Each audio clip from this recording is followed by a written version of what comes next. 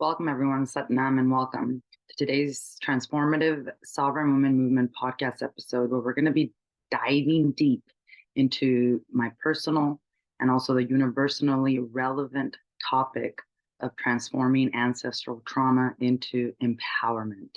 We are going to explore specifically how generational patterns of emotional pain, like childhood trauma, addiction, depression, and toxic relationships, often are inherited in our DNA. And that in itself can be not just acknowledged, but fundamentally it can be healed and disrupted. So let's get right into it. Now, this particular podcast episode is very, very important because these ancestral patterns are more than individual struggles. They are legacies that are passed down through generations. They influence our ability to form healthy relationships, and they impact, of course, our mental, our physical, and emotional well being. So, by understanding and actively engaging in this transformative healing process, we can actually break these cycles at the very root. So we can get to the nervous system, we can get to the brain, we can get to the DNA, which not only leads to personal liberation, but also paves the way for healing for future generations. So it is crucial and vital work. And many people will say that they are chosen by their ancestors to be the cycle breakers in their lineage. And to be honest, you choose yourself. The ancestors choose everyone in the lineage to break the cycle. You have to appoint yourself. You have to be courageous enough to know that your healing impacts generations after you, especially, but especially those before us. So let's get right into it. Before we go into the actual steps in the process, though, I want to share with you my own personal story. I think it's been a while that I've shared this, and it's important for all our new community members, as well as for anyone that is still feeling afraid or even ashamed or perhaps lost as to how to even begin. You see, I am no stranger to ancestral karmic patterns. As much as I wanted to break free from all these challenges that I was going through, which coincidentally I noticed were challenges that my parents had gone through, my grandparents, and of course my close family, I just kept hitting the same walls. My life seemed like this repetitive loop, a mirror of like just generational trauma after another after another. I don't know if this rings a bell. Let me know in the comments. It just felt like I was stuck. I was stuck in this labyrinth, and we all know that labyrinths are tools for spiritual awakening, but I was not becoming awakened. I felt lost. I felt like there was no way to find myself back home, and I felt depleted energetically, spiritually, mentally, in every aspect of my life. As a child, I grew up in a migrant family. I was actually born in Mexico, and I came to the United States when I was very, very young. However, because my parents used to work in the fields, they used to leave me with my grandma for 3 months, several months at a time, so that they could come to the United States and work. They thought it was safer to do that because they really didn't know a lot of people in the United States. So they didn't want to just leave me with a stranger. But even though I was left with my grandma, that still didn't mean that me as a very young child between the ages of 0 to 3, I started to develop abandonment wounds because my grandma actually treated me very well. She loved me. She gave me what I needed. I mean, she wasn't like a very loving, lovable grandma that would tell you I love you every day, but she never abused me. She took care of me. She fed me. She clothed me, and she did well with me. But even then, when we're children and our parents leave us with someone else for long periods of times, we start to develop these abandonment issues and these attachment issues because we don't understand that our parents are at work. We think that, they left us and that we're not lovable. And what did I do wrong to not be loved? So I grew up already with those attachment issues. And then being a migrant child coming from Mexico to the United States, there were also other challenges that I had to overcome on the outer world, but everything really was with the challenges that I had to overcome at home. My mom, even though she was loved us and continues to love us a lot, she was a very strict mom, and she also went through a lot of depression herself, especially when my uh, favorite aunt, that is her sister, that is was like a mom to me. I still remember I was 8 years old, and she transitioned. She died of cancer, a brain tumor she had. And that is the day that I remember that our lives got even worse because my mom went into a very deep depression where she couldn't be there for us, whether she wanted to or not. She was there physically, and she was there, as a very, very caring mother, where she would not allow us to go out into the streets, protect us at all time, make sure our house was clean, our clothes were clean, we were well taken care of in those sense. But as it relates to being there for us emotionally and spiritually, she couldn't, because of all of the depression she was going through, not just because of her sister dying, but she also had a very, very broken relationship with her mother, with my grandma, where there was just a lot of anxious energy and just a lot of different things that had occurred that created this friction between grandma and mom. And on the other side, dad, while I was growing up, I just remember him being as a very loving, happy guy. But his alcohol drinking was a very huge problem with my mom. And she would always, like, she wasn't the type of wife, like sometimes they say in these Mexican traditional families, where the wife just kind of stays quiet and takes everything that a man does. That wasn't my mom. My mom would put my dad in his place. So they were always fighting. There was always chaos. But my dad really balanced out the energies between my parents, because my dad offered me a lot of divine feminine energy, a lot of love, a lot of compassion, a lot of understanding. He was less strict and just much more open, and definitely was happier. He wasn't going through the depression that my mom was going through.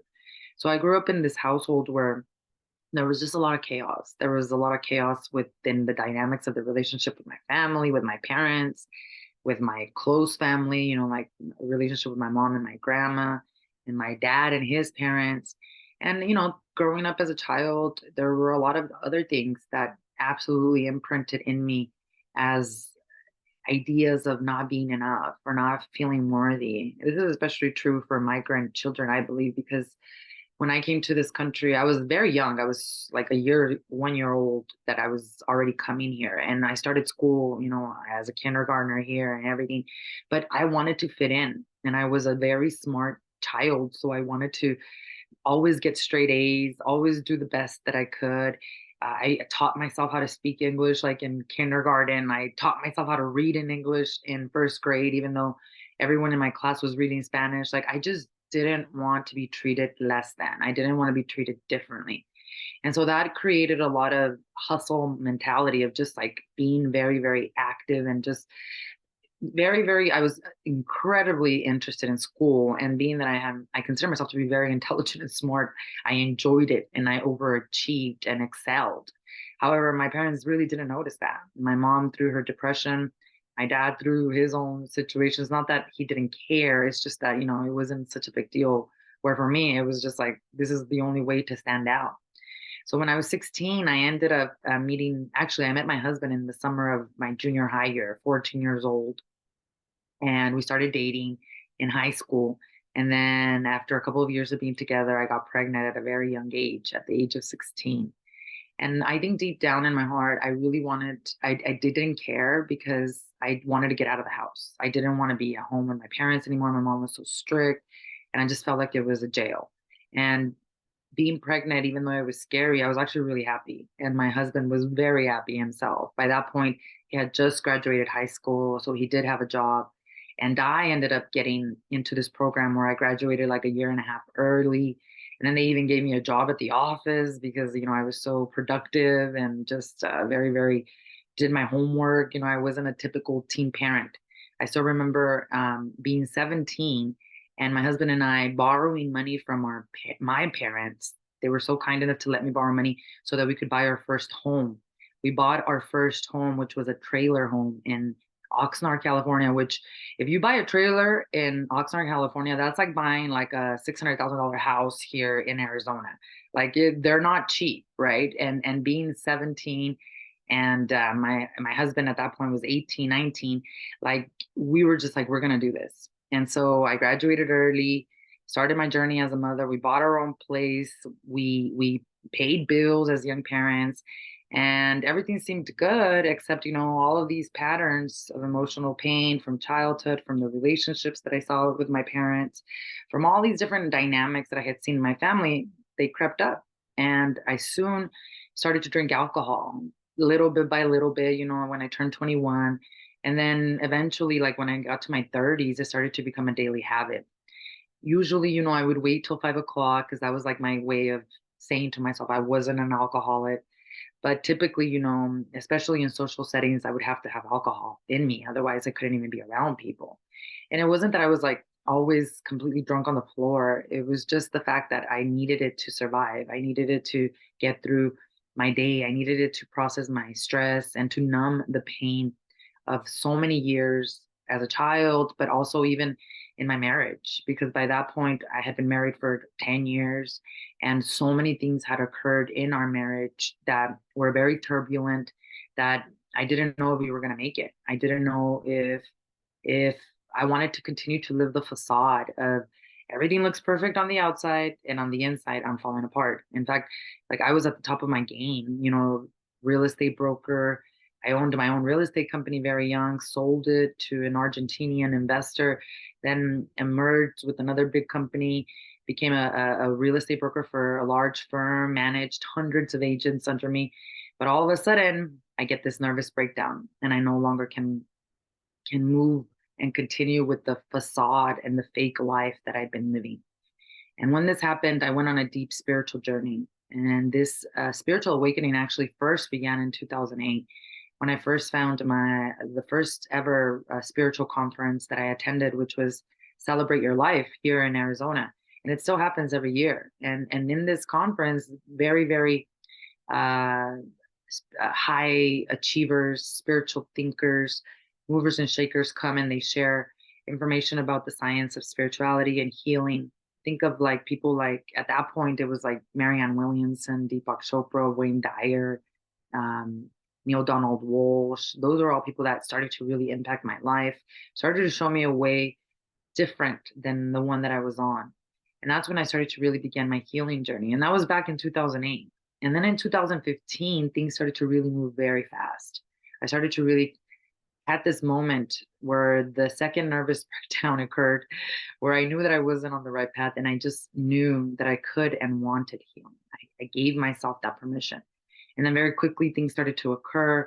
We ended up going to the Amazon jungle. And I say we because it was myself, my husband, my sons, my two sons, to basically work with plant medicines. My son at that time was only 15, no, 16, and he had done a project for high school on psychedelic assisted psychotherapy.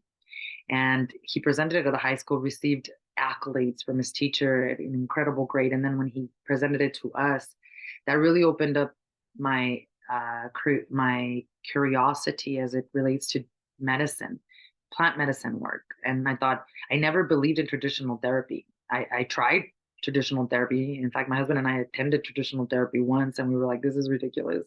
It's getting us nowhere. But I especially didn't believe in pharmaceuticals like antidepressants because really that's what I was moving through, a lot of depression, a lot of anxiety, a lot of pain, emotional pain. And so when he was talking about plant medicines, I was like, oh my God, this resonates. This sounds like it's true. So in 2015, we embarked on this 17-day journey to Peru and to the Amazon jungle, where we worked with plant medicines. Myself and my two sons, my other son was younger at that time. He wasn't necessarily partaking in the ceremony, I mean, in the actual drinking of the plant medicine work, but he was there in physical presence, which is just as powerful. In a few years, I mean, 100 years ago, you were not even allowed to drink ayahuasca. You would just basically sit around the maestro, the shaman, and he would sing the Icaros, and that was enough for you to get the healing yourself. Now here we are drinking it ourselves, right? And so that was a very life changing experience, but that was not what healed me. And there is a big psychedelic revolution right now. And I do believe that in the next couple of years, the FDA is going to approve the use of certain psychedelics to be used for healing because of the incredible science that has been backed by organizations like MAPS, Multidisciplinary Association for Psychedelic Studies, and Rick Doblin. So eventually we will become legal with using these modalities for healing, but people don't understand that when you go into ceremony and when you partake in plant medicine work, that's just the beginning of your healing journey. My healing journey didn't even start until I came back to United States to my life. Because when you're in the plant medicine work, everything is euphoric. And believe me, it is also very scary because you're shown all these things. I was shown all of my deepest, darkest ancestral karmic patterns. I was shown how I was repeating them from past ancestors and lifetimes. I mean, it was very, very vivid, scary, and liberating. But coming back to the West, I couldn't function. I had no integration process. There was no way that I could even put into words all that had transpired in those last 17 days of my life. So when I came back to the United States, I felt lost. I felt anxiety. I'm not a typical introvert. I can be around a lot of people, but I couldn't be around other people. I didn't want to talk. I didn't want to socialize. And I especially didn't want to go back to my role as a real estate broker because I felt so lost. So then as I came back, all of a sudden somebody mentioned to me something about something known as Kundalini Yoga. And I was like, that sounds interesting. I had heard about Kundalini, but I had never heard about Kundalini Yoga. And I had practiced yoga very different, various types for a long time, since 2008, just not consistently. So I practiced all different types of yoga. The one that I got into really was the Bikram yoga, the hot yoga. And that really helped me purify and cleanse, but it didn't heal me from my emotional pain. So when I was told about Kundalini yoga, I then traveled to the Amazon jungle. Excuse me, and I had just come back from the Amazon jungle. I then went and attended my first Kundalini yoga class. And this was a small little ashram in downtown Phoenix. And I got there early in the morning and I went into the room and there was no one else in the room but the teacher. So I realized very quickly that it was just going to be me and the teacher. And the teacher was very different, something that I had never seen before. The teacher was wearing all white. He was wearing a turban. He had a long beard and he looked majestic and very, very safe and sacred. But but I didn't know specifically like what to expect. I was like, this doesn't look like your typical yoga class. So then I went through my first yoga class, my first Kundalini yoga class, and the minute that I was in the practice, it was like I was being taken back to the Moloko, which is the building where our ceremonies were held in Peru when we participated in ceremony with Mother Ayahuasca. And it was like all these pieces of everything that I had experienced over there were coming together and they were being brought to my awareness. And the puzzle was like literally forming itself. And I was understanding and able to integrate this is why I was shown this. This is why this happened. This is where you need to go. So I immediately knew Kundalini Yoga is something that I need as part of my life. When I came back from the jungle, I was still drinking alcohol. I went to the jungle to stop drinking alcohol. I came back because I still had severe anxiety. I still had severe nervousness. I still had severe depression. And when I practiced my first Kundalini Yoga class, it was like, this was the tool, this was the path.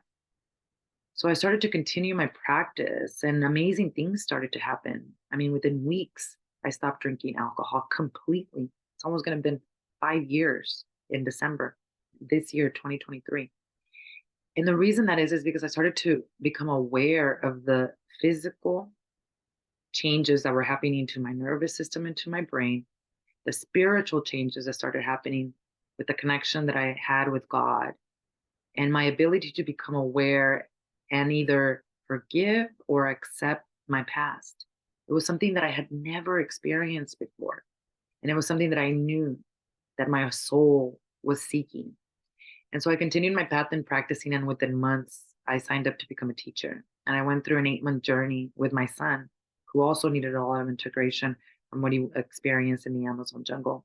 It was a beautiful experience. We became teachers in 8 months, really understood not just the culture, but the teachings and the sacredness of this practice. And after I became a teacher, I then, during when I was a teacher, I went to this silent retreat where in the silent retreat, I was still a real estate broker. I had already stopped drinking. I received downloads of the program, the Sovereign Woman Academy, that I was to create. I started to receive downloads of the sanctuary house, the sanctuary healing house that I was to create for women. I started to receive guidance and ancestral signs of how this work needed to be correlated specifically to ancestral karma clearing, and why I had to go through what I went through as a human being and become aware of these ancestral patterns so that in turn I can then help women break them. So as I began and continued my journey, now I am finishing my Kundalini Yoga therapist certification. This is a very thorough. It's not just like a certificate. This is like a 3-year program, and many of the credits that I get, for example, they qualify for like if you wanted to become a nurse in California specifically, not in Arizona, but they're very intricate, deep teachings of how to use these holistic practice of Kundalini Yoga to heal mental, physical, and spiritual disease. My vision is to disrupt the entire healthcare industry by bringing Kundalini Yoga therapy to the forefront of the communication as it relates to healing. So, as you can see, my journey doesn't necessarily symbolize effortless ease.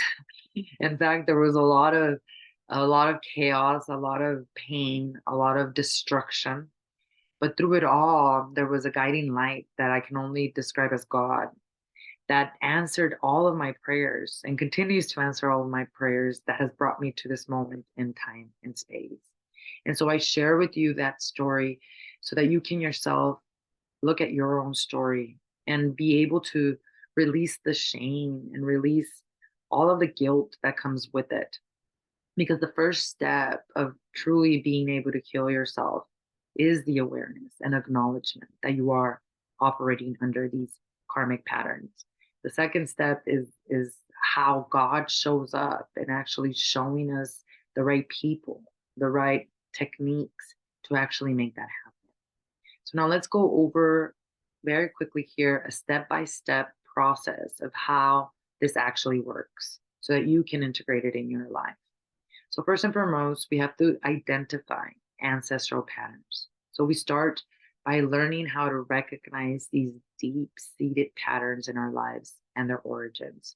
This is correlated a lot to mindfulness practices like meditation, where you integrate a specific meditation, not to bring up the challenges or the traumas, but in essence to disrupt them by introducing a new frequency or a new sound or a new breath that enables you to relieve yourself from believing that you are the trauma, because that's the whole problem. It's not what happened to you or what happened to your ancestors. It's the fact that you identify to that trauma. That's a big difference, because if we can heal your mind through the nervous system and brain, you will stop identifying with the trauma and you'll start to see it as a gift, as wisdom, as not a jail, but as a pathway to liberation. And that's where the healing journey took me. Now, the second part of this step by step process has to do with healing at the core. Now, what that has to do with is taking a holistic approach. What does that mean? Body, mind, and spirit, not just a pharmaceutical that puts a band aid on something, right? We're talking about this approach that addresses these patterns in the nervous system and in the brain, because that's where they are located. And if we do not do that, then they will not be disrupted. That's why traditional therapy has such low success rates. That's why pharmaceuticals like antidepressants have such low success rates. I believe that many people are not talking about the damage that antidepressants are causing. There are many people taking their lives. There are many people that are becoming incredibly narcissists, that are, you feel like they don't have a heart, like there's no human part to them. All of this, the school shootings, let's talk about like how many of these shooters were on antidepressants or pharmaceuticals. And if you are someone that is on antidepressants, pharmaceuticals, I am not a doctor. I'm not here for you to tell you to get off of them. I'm just sharing a side that doctors don't share with you, or that the media or news don't share with you. Pharmaceuticals and antidepressants are the number one prescribed medication in the United States and probably in the world. And we would lose a lot of money. Not we, the doctors or the pharmaceutical industry would lose a lot of money if they started to really tell us the truth about what they are doing to people's lives. So thank God I did not ever resonate with them even prior to my healing journey. So it's not something that I've had to deal with, but I've had to deal with other addictions, like alcohol, right? It's just as bad. It's just as horrible to get out of something like that. So just be very compassionate with yourself, but please educate yourself, because in order for you to really heal, talking about it and numbing it with a pill is just not going to get you there. The next thing that I started, or that's important as a step by step process, is being able to foster forgiveness and compassion. And believe it or not, forgiveness and compassion has to do with the spiritual psychotherapy aspect that I had to integrate, but it also has to do with your brain. Did you know that there's an area of your brain called the frontal cortex that, if you've been through a lot of emotional trauma or stress, especially, this part of the brain doesn't turn on? When this part of the brain doesn't turn on, we know that it is impossible for a human being to actually have the emotions of compassion. So compassion and empathy are chemicals, or they are chemical reactions in the body that are created through the brain. When we have been under so much trauma and we have not forgiven or done the work of forgiveness, the brain is secreting nasty chemicals into the body. It's blocking the frontal cortex from operating the way it needs to operate. So without the brain functioning in the way it needs to, it's going to be nearly impossible for you to actually forgive or to have compassion. And that is why, as I continued my practice of the spiritual psychotherapy work that I do as a Course in Miracles student and teacher, but Kundalini Yoga, as I started to heal my brain and nervous system, I was able to forgive. I was able to find compassion. I was able to explore strategies that transformed, especially the toxic dynamic in my relationships, and instead transform them into nurturing relationships. And all of this started, of course, with a lot of self compassion, a lot of self forgiveness. But we know, especially as A Course in Miracles tells us, that in order for you to forgive yourself, you have to forgive your brother or sister. You have to forgive your Judas. A lot of people in the New Age community are like, oh, forgive yourself. Yes, it's great for you to forgive yourself, but the way you forgive yourself is by forgiving those around you. And ultimately, when you do this work, you realize that there's nothing to forgive. That those people that you considered as Judas, those that attacked you, abused you, they actually were your liberators. They were your saviors. And I know that sounds crazy, but this step by step process gets you to that point. And it's not enabling, it's you releasing yourself from the shackles of these chains of pain, which ultimately, that's why they keep being repeated in your lineage. It's because your ancestors could not forgive. Your grandma could not forgive the betrayal that happened to her, or her mom, or her dad. Well, guess what? Without the forgiveness work, it just keeps moving to the next generation, to the next generation, to the next generation.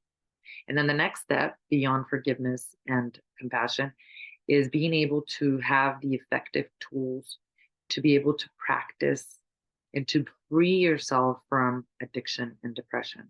Addiction and depression, spiritual challenges and blockages for sure, but also chemical problems. With the brain, there's a particular area of the brain that stops communicating. There's the pineal gland, pituitary, and hippocampus. And these areas of the brain basically stop communicating when you've been through a lot of emotional trauma. So this is why when someone has an addiction, it's not why the addiction, it's why the pain. There's an emotional pain that is creating that addiction. And biophysically, what that looks like is, we're talking about the brain not communicating and instead releasing chemicals that are causing you to give it substances that will block the pain from you feeling it. So these techniques and practices, they were able to release those chemicals from secreting and get the functionality of the brain to start to communicate with each other again, so that I could release the addiction to alcohol, and so that I could release my identification with depression, because depression also is spiritual. It's your lack of spiritual intimacy with God and relationship with God, but it's also physical. Depression literally is overstimulation, too much information coming in, not being able to integrate it, not being able to process it. That's happening a lot to a lot of people right now, because we're processing more information in one day now than we've processed in 100 years, 80 years ago. So our brains are fried. So we feel numb because of the overstimulation. That causes a chemical imbalance in our body, which then causes what is known as depression. And ultimately, what depression is the suppression of emotions. So think about addiction. You suppress the emotions, right? So as you deal with the emotional aspect of the pain, which is the brain and the nervous system, then you're able to actually release this. Now, this is the step-by-step process, and although it sounds very concise and practical, there are many pitfalls that we, especially as women, fall into. And the number one pitfall I would say is overlooking the impact of these seemingly minor childhood experiences or ancestral experiences, like not realizing that you literally are unconsciously operating under the patterns of childhood pain. Like that is basically you not giving yourself permission to heal. There's a lot of people that say, especially in the Hispanic community, like, when I tell my dad, the Hispanic community, they don't believe in depression, right? And my dad always has this saying that, oh, you all say that you're traumatized because of everything that we did to you all growing up, but what about the fact that why didn't you also like adapt and get the good traits in me? Like my dad is a hard worker. He was telling this to one of my group of cousins, and my cousins, they loved to drink at that point, and they were not very consistent with their employment. So that's why he was able to say that to them. He was not able to say that to me because I've always been very disciplined and hardworking. But I've also seen other posts on social media where people are like, "It's not your parents' fault that you are the way you are. Get your shit together," and all this stuff. And it's not that I don't agree, although I don't. It's the fact that how incorrect that statement is. And I think what I'm trying to say is that our parents didn't raise us the way they raised us because they wanted to. If they were operating under depression, if they went through a lot of trauma themselves, like it was impossible for them to operate under any other circumstances or consciousness unless they received healing themselves. So yes, the way our parents raised us is important. And yes, recognizing that their depression impacted us is important. What is accurate about what my dad is saying is that we don't have to identify with that, but it's easier said than done. You can't just tell someone, oh, stop identifying with that trauma, right? Your parents did it because they were in depression, not because they don't love you. That it's easier, right? You can't just say that. You have to literally get to the brain and the nervous system.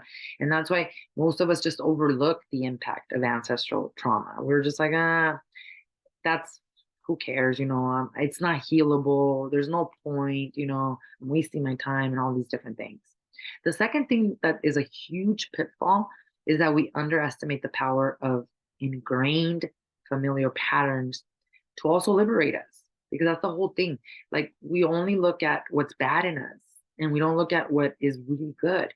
And what I started to discover was as all of these familial patterns started to clear themselves, as they started to heal, what was left is incredible wisdom. What was left was priceless, like all of these different incredible traits, personality traits, loving ways my ancestors also carried themselves. Like that's what was left.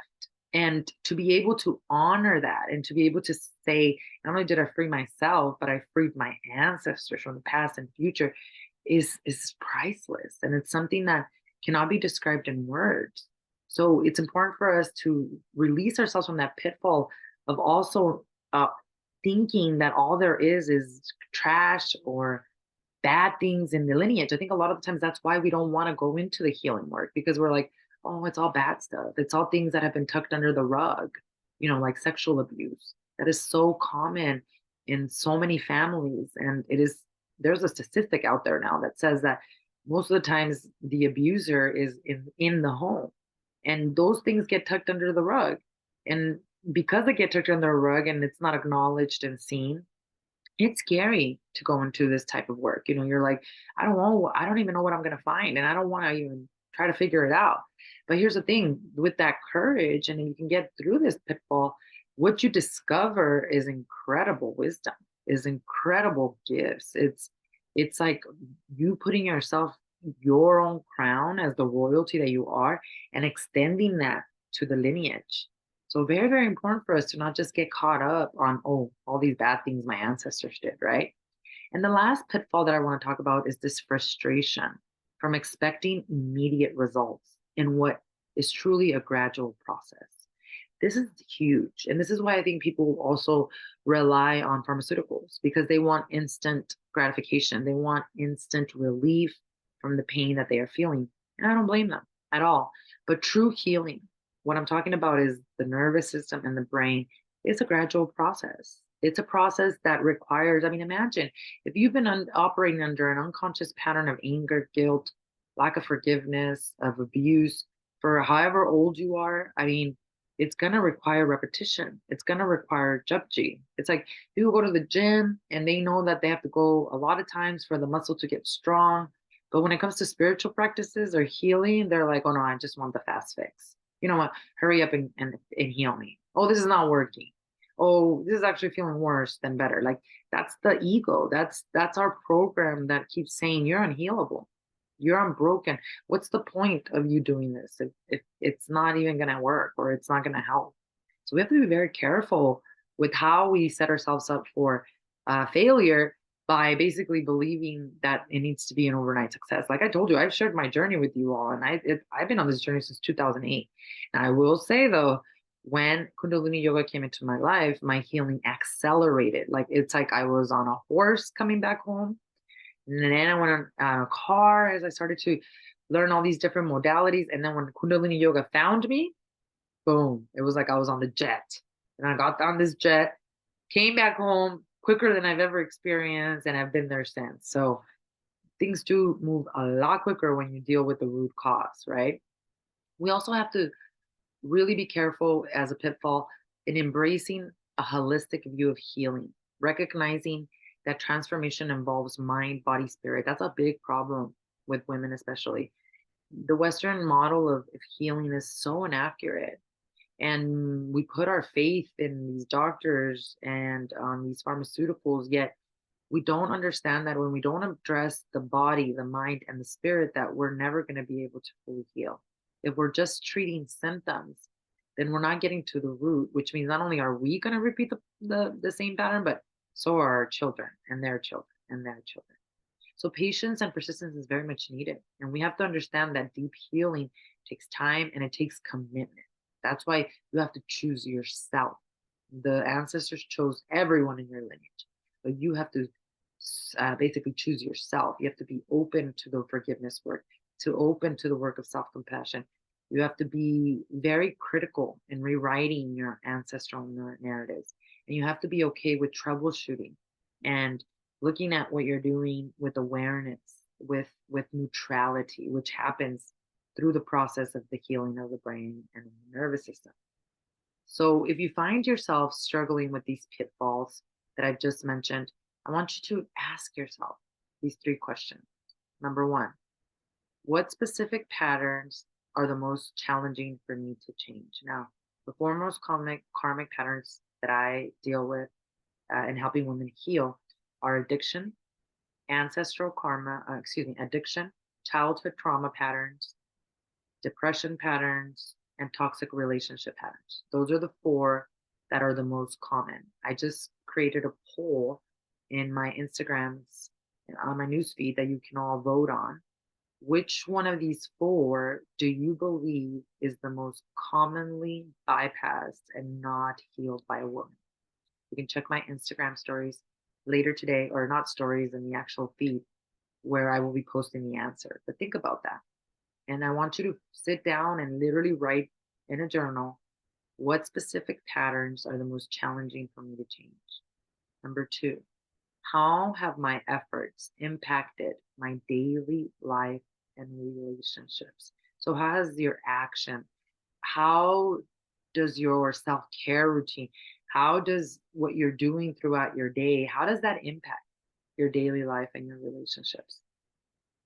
And number three, what small steps can I celebrate today? And what can I improve tomorrow?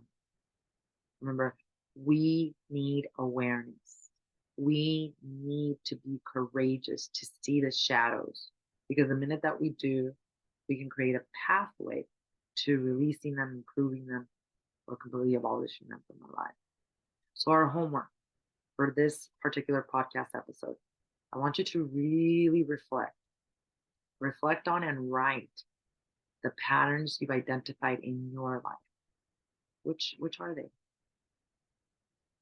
Then I want you to really sit in mindfulness and to focus on bringing yourself some compassion, bringing yourself the moment of permission to actually heal. It really is that simple.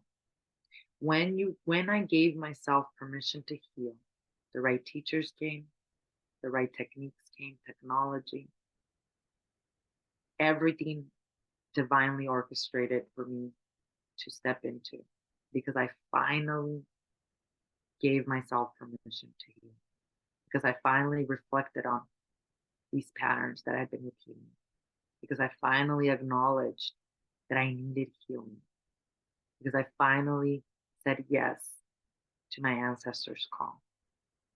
And you can too. Now, thank you so much for joining me on this podcast episode.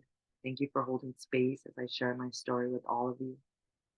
In recap, the key steps we've covered, I want to go quickly over the steps so that we can remember exactly the process.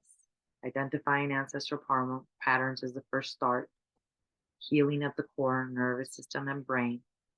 Working through and fostering forgiveness and compassion. And breaking free from the cycles of addiction and depression. That's the step-by-step process that all of us can attain. Because if I did it, you can do too.